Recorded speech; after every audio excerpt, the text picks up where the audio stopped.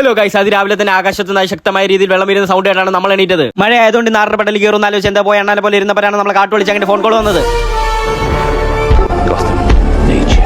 അത് കേട്ടത് നമ്മൾ നേരെ വണ്ടി എടുത്ത് അവന്റെ വീട്ടിലോട്ട് പുറപ്പെട്ടു. പെട്ടെന്ന് എവിടെ പോകണമെന്ന് പറഞ്ഞ് വിളിച്ചു വരുത്തിട്ട് അവനാണെങ്കിൽ അരമണിക്കൂർ നമ്മളെ വെളി നിർത്തി പോസ്റ്റാക്കി. അവിടെ നമ്മൾ നേരെ പോയത് കൊല്ലം ജില്ലയിലെ ലോക പ്രശസ്തമായ തിരുമലാവരം ബീച്ചിലോട്ടാണ്. ചെന്നപ്പോഴാണെങ്കിൽ ബീച്ചിൽ നിറയെ കൊച്ചിയിൽ മുങ്ങിയ കപ്പലിൽ നിന്നുള്ള സാധനങ്ങൾ അടിനേറി കിടക്കുകയാണ്. നമ്മുടെ ചങ്കിന്റെ കണ്ണുകൾ വല്ലാണ്ട് ബോക്സിൽ എടുത്തുകൊണ്ട് അടുക്കുന്നുണ്ടപ്പോൾ നമ്മൾ അവനെ വിളിച്ചുകൊണ്ട് സ്ഥലം കാലിയാക്കി. അവിടുന്ന് വരുന്നവർ നമ്മൾ നേരെ ഈ തൊരപ്പനെ വിളിച്ചുകൊണ്ട് ഹോസ്പിറ്റലിലോട്ടാണ് പോയത്. അവനാണെങ്കിൽ രാത്രി ഇല്ലാത്ത കാമുകിയുടെ വീടിന്റെ മതിലൊക്കെ ചാടിക്കിടന്ന് കൈയൊക്കെ മുറിച്ച് വെച്ചിരിക്കുന്നു. അവിടുന്ന് അവന് കൈമുറിഞ്ഞുകൊണ്ട് രാത്രി വിദേശയാത്ര ഉണ്ടാവാതിരിക്കാനുള്ള മരുന്നും കുത്തി വെച്ചിട്ട് നമ്മൾ സ്ഥലം കാലിയാക്കി. എന്താണെന്ന് അറിഞ്ഞൂടെ, ഇടയ്ക്കിടയ്ക്ക് വിപ്ലവങ്ങൾക്ക് പേരുകേട്ട കൊല്ലം ബീച്ച് അവിടെ തന്നെ ഉണ്ടോ നോക്കാതെ ഒരു സമാധാനമില്ല. ഈ സമയത്ത് ബീച്ച് നിറച്ചും കപ്പിൾസ് ആയിക്കൊണ്ട് നമ്മൾ ബീച്ചിൽ നിന്ന് കുറച്ചങ്ങോട്ട് മാറിയാണ് നിന്നത്. ഇദ്ദേഹത്തെ വണ്ടി ഏൽപ്പിച്ച് നമ്മൾ നേരെ കടലിലോട്ട് ചെന്നപ്പോൾ കണ്ട കാഴ്ച ഞെട്ടിക്കുന്നതായിരുന്നു. അതിശക്തമായ മഴയും കടലാക്രമണം മൂലം അവിടുത്തെ വീടുകളൊക്കെ തകർന്നിരിക്കുന്നു. അധികാരികൾ പെട്ടെന്ന് എന്തെങ്കിലും ചെയ്തില്ലെങ്കിൽ അവിടെ അവശേഷിക്കുന്ന വീടുകൾക്കും കൂടി ഈ അവസ്ഥ വരുന്നതായിരിക്കും. അവിടെ നമ്മൾ നേരെ പോയത് കൊല്ലം ജില്ലയിൽ അധികം മാർക്ക് മറന്നുകൂടാത്ത അതിമനോഹരമായ മാവൂട്ടിക്കടവ് തീരത്തേക്കാണ്. അവിടെ ചെന്നപ്പോൾ അതിശക്തമായ മഴ മൂലം ഉയരങ്ങൾ കീഴടക്കി നിൽക്കുന്ന ചേച്ചി മീൻ തീറ്റ കൊടുക്കുന്ന ചേട്ടന്മാരെയാണ് നമുക്ക് കാണാൻ സാധിച്ചത്. മഴ തകർക്കുന്നുണ്ട് മീൻ തീറ്റ കൊടുക്കുക എന്ന ജീവകാരുടെ പ്രവർത്തനത്തിൽ നിന്ന് പിന്മാറാൻ ഈ ചേട്ടന്മാർ തയ്യാറായില്ല. അതിനിടയ്ക്ക് കഴിവേറിയ ചെറുപ്പക്കാരാണെങ്കിൽ മര്യാദ ഷാറുഖ് ഖാനെ പോലെ എന്തൊക്കെ കിടന്ന് കാണിച്ചു കൂട്ടുന്നുണ്ടായിരുന്നു.